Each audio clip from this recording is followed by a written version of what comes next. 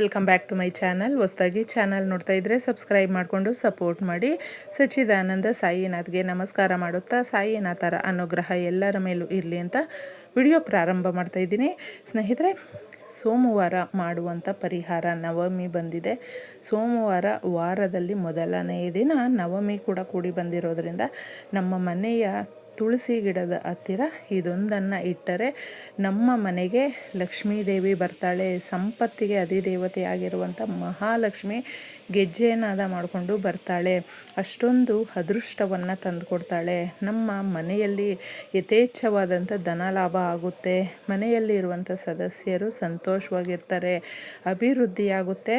ನಮ್ಮ ಮನೆಗೆ ಒಂದು ರೀತಿಯಲ್ಲಿ ಅದೃಷ್ಟ ಅನ್ನೋದು ಒಲಿದು ಬರುತ್ತೆ. ಯಾಕಂದರೆ ಸೋಮವಾರಕ್ಕೆ ಅಷ್ಟೊಂದು ಶಕ್ತಿ ಇದೆ. ಶಿವನ ಆಜ್ಞೆ ಇಲ್ಲದ್ದು ಹುಲ್ಲುಕಡ್ಡಿ ಕೂಡ ಆಡೋದಿಲ್ಲ. ಆ ದಿನ ಶಿವಸ್ವಾಮಿಯನ್ನು ಪೂಜಿಸುವಂಥ ಮಹಾಶಕ್ತಿಯುತವಾದ ದಿನ ಅಂತ ಹೇಳಬಹುದು. ಶಿವನ ಆಜ್ಞೆ ಇಲ್ಲದ್ದು ಹುಲ್ಲುಕಡ್ಡಿ ಕೂಡ ಆಡೋದಿಲ್ಲ ಅಂತ ಹೇಳ್ತಾರೆ. ಅದಕ್ಕೆ ಶಿವಸ್ವಾಮಿಯನ್ನು ನಾವು ಒಲಿಸ್ಕೊಳ್ಬೇಕು ಅಂದರೆ, ಯಾಕಂದರೆ ಶಿವಸ್ವಾಮಿ ಬಂದು ಅಭಿಷೇಕ ಪ್ರಿಯ. ಸ್ನೇಹಿತರೆ, ನಿಮ್ಮ ಶಕ್ತಿಯ ಅನುಸಾರ ನೀವು ಪಂಚಾಮೃತ ಅಭಿಷೇಕವನ್ನು ಮಾಡ್ಕೊಳ್ಬಹುದು, ಇಲ್ಲಾಂದರೆ ಜಲಾಭಿಷೇಕವನ್ನು ಕೂಡ ಮಾಡ್ಕೊಂಡು ಬರಬಹುದು.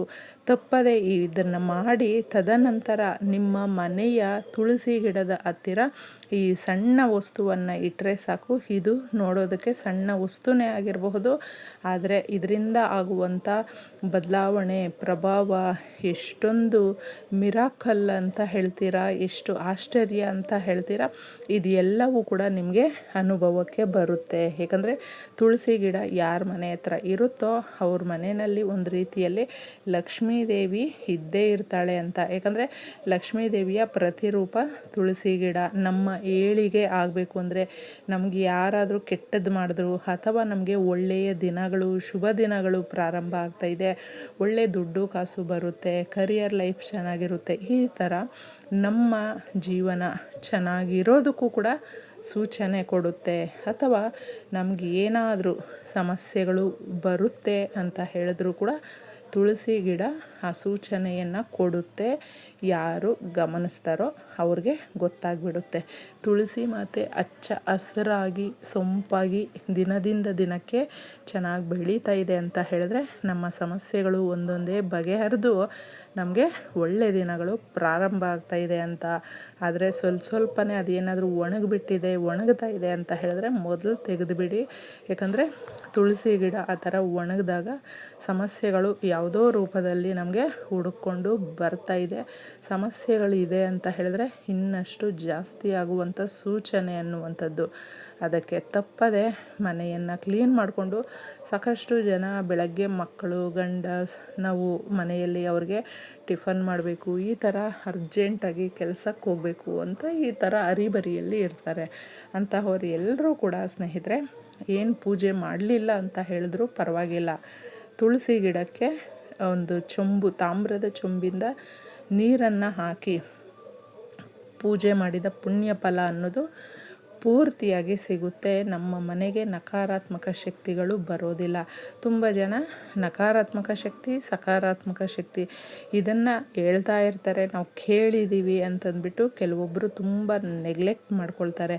ನೆಗೆಟಿವ್ ಎನರ್ಜಿ ಅನ್ನುವಂಥದ್ದು ಮನುಷ್ಯನಿಗೆ ಯಾವುದೋ ರೂಪದಲ್ಲಿ ಬರುತ್ತೆ ಅಂತ ಹೇಳಿದ್ರೆ ಅದು ಮನುಷ್ಯನಿಂದ ಮನುಷ್ಯನಿಗೆ. ಯಾಕಂದರೆ ನಮ್ಮವರೇ ನಮಗೆ ಶತ್ರುಗಳಾಗಿ ಕಾಡ್ತಾ ಇರ್ತಾರೆ. ನಾವು ಏನಾದರೂ ಒಂದು ವಸ್ತು ತಗೊಂಡಿದ್ದೀವಿ, ನಗ್ನಗ್ತಾ ಚೆನ್ನಾಗಿದ್ದೀವಿ ಅಂತ ಹೇಳಿದ್ರೂ ದೂರದಿಂದನೇ, ಅವರೊಂದು ಊರಲ್ಲಿದ್ದರೂ ನಾವೊಂದು ಊರಲ್ಲಿದ್ದರೂ ಕೂಡ ನಮ್ಮ ಬಗ್ಗೆ ಕೆಟ್ಟದ್ದಾಗಿ ಎಷ್ಟು ಚೆನ್ನಾಗಿ ಆಗಿಬಿಟ್ರು ಅಂತ ಅಸೂಯೆ ಪಟ್ಕೊಳ್ತಾ ಇರ್ತಾರೆ. ಅದು ನೆಗೆಟಿವ್ ರೂಪದಲ್ಲೇ ನಮ್ಮ ಕರಿಯರ್ ಲೈಫ್ ಮೇಲೆ ಬೀಳುತ್ತೆ.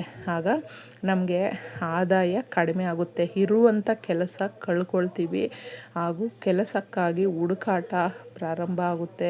ಎಷ್ಟು ಹುಡುಕಿದ್ರೂ ಕೆಲಸ ಸಿಗೋದಿಲ್ಲ, ಸಣ್ಣ ಪುಟ್ಟ ಕೆಲಸಗಳು ಸಿಕ್ಬಿಡುತ್ತೆ, ಸಂಬಳ ಕಡಿಮೆ ಆಗುತ್ತೆ, ಮನೆಯಲ್ಲಿ ನಮ್ಮ ವಿರುದ್ಧ ನಿಂತ್ಕೊಳ್ತಾರೆ, ಎಷ್ಟೋ ಪ್ರೀತಿಯಿಂದ ಇರುವಂಥ ಸಂಬಂಧಗಳು ಕೂಡ ದೂರ ಆಗುತ್ತೆ, ಮನಸ್ತಾಪಗಳು ಬರುತ್ತೆ, ಜಗಳ ಆಗುತ್ತೆ, ಮಾತುಕತೆ ಬಿಡ್ತಾರೆ. ಆರೋಗ್ಯ ಕೆಡುತ್ತೆ. ಇದು ಎಲ್ಲವೂ ಕೂಡ ಒಬ್ಬ ಮನುಷ್ಯನನ್ನು ಎಷ್ಟು ಕೆಳಗಡೆ ತಳ್ಳಿಬಿಡುತ್ತೆ ಅಂದರೆ ನಮಗೆ ಯಾಕಪ್ಪ ಈ ಜೀವನ ಅನ್ನೋ ಥರ ಸ್ನೇಹಿತರೆ.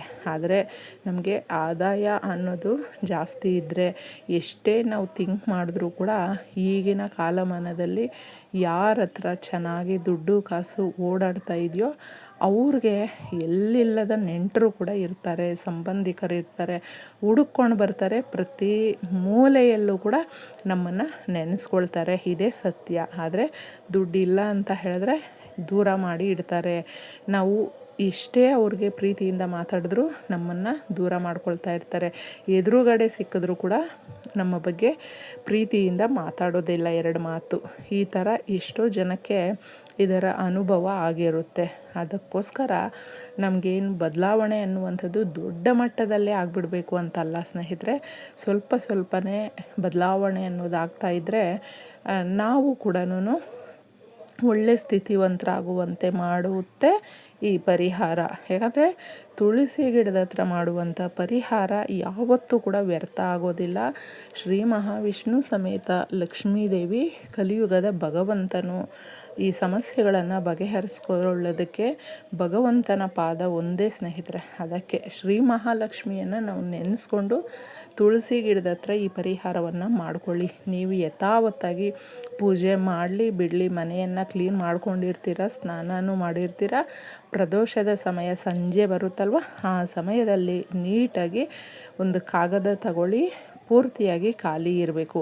ಅದರಲ್ಲಿ ಸ್ವಲ್ಪ ಜೀರಿಗೆಯನ್ನು ಹಾಕಿ, ಜೀರಿಗೆ ಬಂದು ಹಣಕಾಸನ್ನು ಜಾಸ್ತಿ ಮಾಡುವಂಥದ್ದು. ಅಂದರೆ ಅಭಿವೃದ್ಧಿ ಜಾಸ್ತಿ ಆಗುತ್ತೆ, ನಮಗೆ ಧನಾಕರ್ಷಣೆ ಆಗುತ್ತೆ, ಸಂಬಳ ಜಾಸ್ತಿ ಬರುತ್ತೆ. ದುಡಿಯುವಂಥವ್ರು ಯಾರಿರ್ತಾರೋ ಅವ್ರಿಗೆ ಮತ್ತಷ್ಟು ಪ್ರಮೋಷನ್ನು, ಈ ಥರ ದುಡ್ಡು ಜಾಸ್ತಿ ಬರುವಂತೆ ಮಾಡುತ್ತೆ. ಕೈಗೆ ಬಲ ಜಾಸ್ತಿ ಬರುತ್ತೆ. ಅದಕ್ಕೆ ಜೀರಿಗೆ ಸ್ವಲ್ಪ ಹಾಕಿ ನೀವು ಒಣಮೆಣಸಿನಕಾಯಿ ಎನ್ನುವಂಥದ್ದು, ಶತ್ರುಗಳು ಇರ್ತಾರಲ್ವ, ಹಿತಶತ್ರುಗಳು, ಅವರು ನಮ್ಮ ಬಗ್ಗೆ ಏನೇ ಒಂದು ಕುತಂತ್ರ ಮಾಡ್ತಾಯಿದ್ರು ಕೂಡ ಒಣಮೆಣಸು ಅನ್ನುವಂಥದ್ದು, ಒಣಮೆಣಸಿನಕಾಯಿ ನಮಗೆ ಸಹಾಯವನ್ನು ಮಾಡುತ್ತೆ, ದುಷ್ಟ ಸಂಹಾರ ಮಾಡುತ್ತೆ. ಅದಕ್ಕೆ 2 ಒಣಮೆಣಸನ್ನು ತಗೊಳ್ಳಿ, ಅರಿಶಿನ ಕುಂಕುಮ ಇಷ್ಟನ್ನು ತಗೊಂಡು ಸ್ವಲ್ಪನೇ ತಗೊಂಡು ಒಂದು ಚಿಕ್ಕದಾಗಿ ಪೊಟ್ಟಣ ಕಟ್ಟಿ, ನಿಮ್ಮ ಪಾಟು ದೊಡ್ಡದಾಗಿದ್ದರೆ ಅಥವಾ ನೆಲದ ಮೇಲೇ ನೀವು ತುಳಸಿ ಗಿಡ ಇಟ್ಟಿದ್ರೆ ಒಂದೇ ಒಂಚೂರು ಮಣ್ಣನ್ನು ತೆಗೆದುಬಿಟ್ಟು ಇದನ್ನು ಇಡಿ. ಆ ಥರ ಇಟ್ಟು ಕೇಳ್ಕೊಳ್ಳಿ ತುಳಸಿ ಮಾತೆಯನ್ನು.